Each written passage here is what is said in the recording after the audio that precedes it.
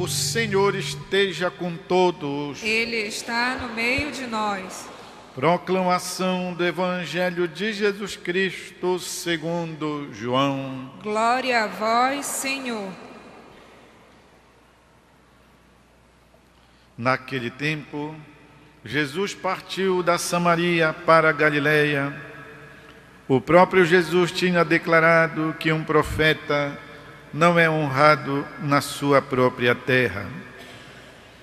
Quando então chegou a Galileia, os galileus receberam-no bem, porque tinham visto tudo o que Jesus havia feito em Jerusalém durante a festa, pois também eles tinham ido à festa. Assim, Jesus voltou para Caná da Galileia, onde havia transformado a água em vinho. Havia em Cafarnaum um funcionário do rei que tinha um filho doente. Ouviu dizer que Jesus tinha vindo da Judeia para a Galileia.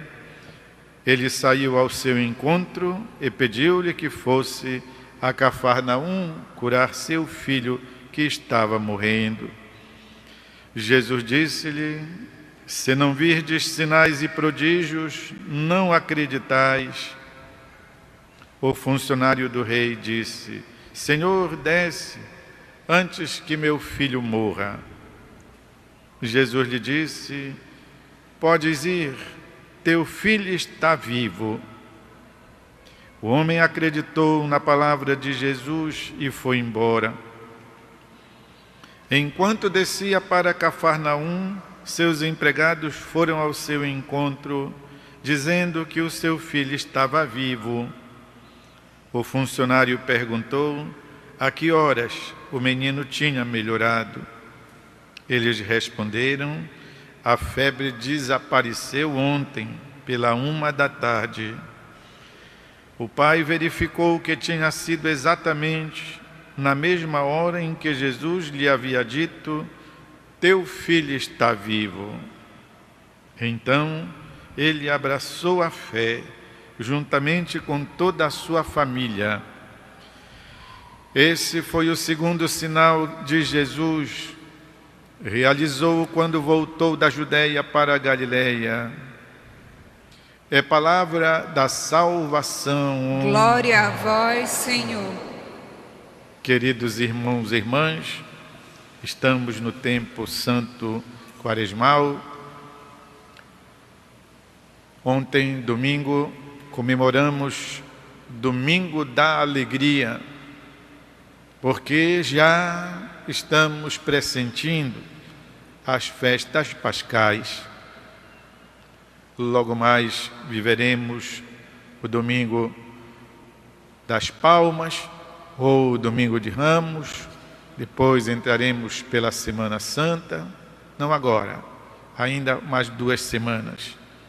E depois chegaremos à Páscoa de Jesus, para então vivermos o longo tempo pascal, 50 dias até Pentecostes. E no dia seguinte, a festa de Pentecostes, dia, pois, seguinte, segunda-feira, em seguida a festa de Pentecostes, a memória que o Santo Padre Papa Francisco instituiu de Santa Maria, Mãe da Igreja. Solenidade, festa, memória fixa para a segunda-feira depois de Pentecostes. Pois bem, vislumbrando já esse panorama de alegria, de luz, de brilho, de paz, de festa, já nos alegramos com isso. E a palavra continua a instruir-nos com vistas à nossa conversão. A conversão é um projeto vitalício, é para toda a vida. É um projeto diuturno. Enquanto memória tivermos, Ou seja, enquanto não perdermos a memória, temos que nos lembrar de que estamos peregrinando e que precisamos, pois, nos converter, melhorar de vida, aperfeiçoar-nos. O aperfeiçoamento é algo que todo mundo quer, todo mundo espera. Deus, nosso Pai, espera que nos aperfeiçoemos, nos criou para isso. As pessoas que vivem ao nosso redor esperam que nos aperfeiçoemos, que nos tornemos melhores. Nós mesmos, nosso coração sente a necessidade de que cresçamos, nos tornemos mais gente. Enfim, esse projeto que dura a vida inteira deve acontecer. E a palavra vai nos estimulando, nos incentivando a crescermos também na fé. Aliás, a palavra nos estimula a um crescimento integral como pessoas humanas, como cidadãos, como filhos e filhas de Deus, a crescermos. Nunca esqueçamos disso. Nunca vamos repetir, eu sou assim, quem quiser. Não, ninguém é obrigado a te querer assim. Não tem por que as pessoas te quererem assim. E as pessoas todas têm direito de ter algo melhor em você, algo melhor em mim. E o Pai do céu também o quer. E a tua consciência também. Tem dias que tu te sentes mal, pachuchu. A tua consciência te acusa. Portanto, crescer. A palavra hoje nos apresenta um assunto interessante, que é exatamente o pedido que um pai faz pela cura do seu filho. É interessante porque geralmente quem se interessa pela saúde do filho é a mãe, é a mulher. É ela que se dá conta da enfermidade, é ela quem cuida, é ela quem está presente ali. E a palavra nos diz que foi um pai que foi lá com Jesus pedir, pois, a cura do filho dele.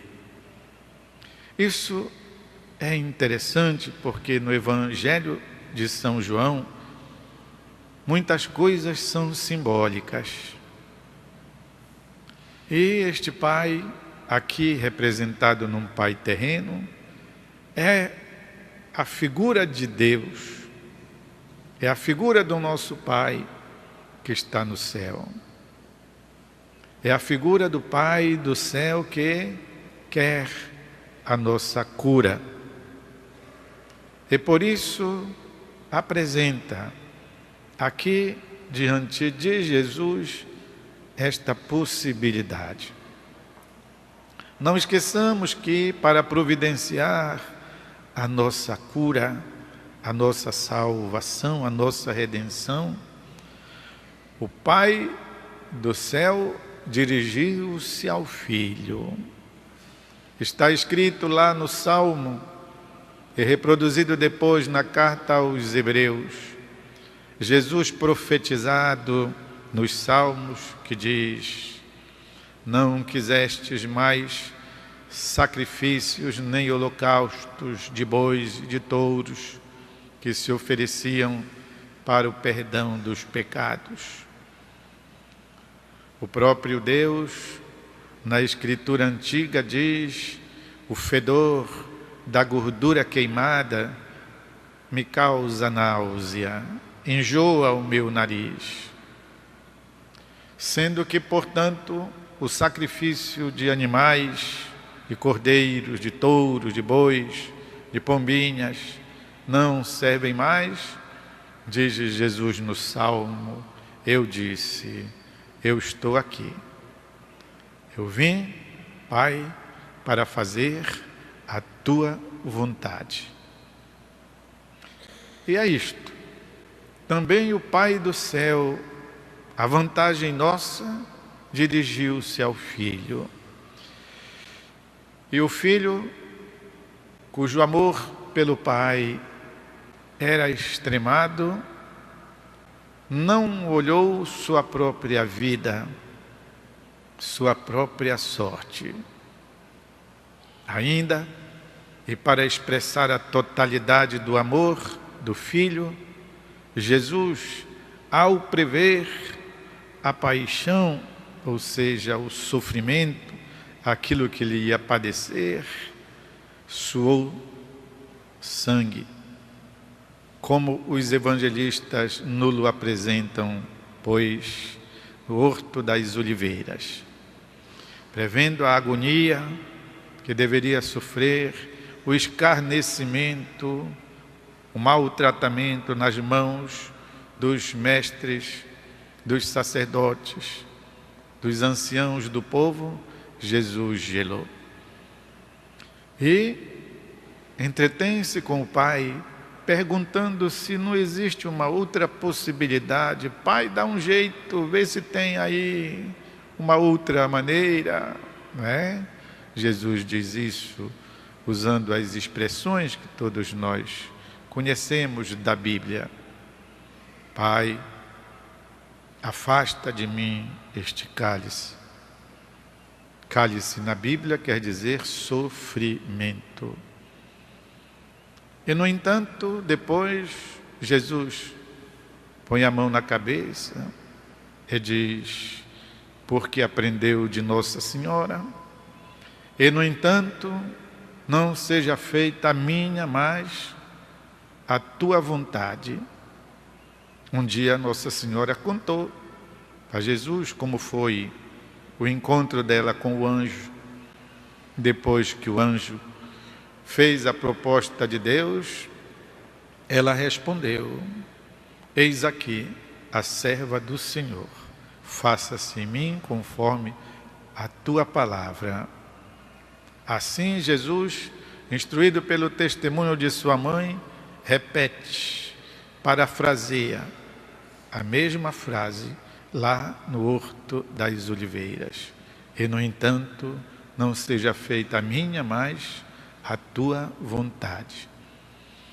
Por isso o texto de hoje nos reproduz este pai, que era um estrangeiro, e que veio, pois, apresentar o pedido pela saúde do seu filho. Ainda no meio da viagem, vêm os servos dizendo, olha, o menino já ficou bom. E o pai, entre incrédulo e ao mesmo tempo agradecido, pergunta, a que horas o menino melhorou? E eles dizem, foi assim, pela 1h. E de fato, então, ele lembrou-se que foi na hora em que Jesus disse, vai, teu filho vive. E diz, meus irmãos e irmãs, que de então ele assumiu a fé, ele e toda a sua família. E o evangelista São João diz que foi o segundo sinal. O primeiro, todos nós lembramos, foi a transformação da água em vinho no casamento de Caná. O segundo sinal foi este, a transformação da morte em vida, da morte em vida. Existe uma frase de Santa Madre Teresa de Calcutá, a qual diz que mais abençoadas são as mãos que fazem do que os lábios que rezam. Mais bentas são as mãos que operam do que muitas vezes o blá blá blá que sai dos nossos lábios. Esta frase, portanto, reproduz a ação de Jesus aqui, que restitui, pois, com os seus gestos a vida ao filho deste estrangeiro. O filho deste estrangeiro somos todos nós, a quem Jesus restituiu a vida no mistério da sua paixão, do seu sofrimento, mais ainda pelo mistério da sua Páscoa, da sua ressurreição. Meus irmãos e irmãs, é um apelo forte à nossa vida de fé, mas também à nossa vida de obra, de operar o bem ao redor de nós, porque fomos agraciados com o dom da salvação. Não esqueçamos, são mais abençoadas as mãos que operam do que os lábios que rezam.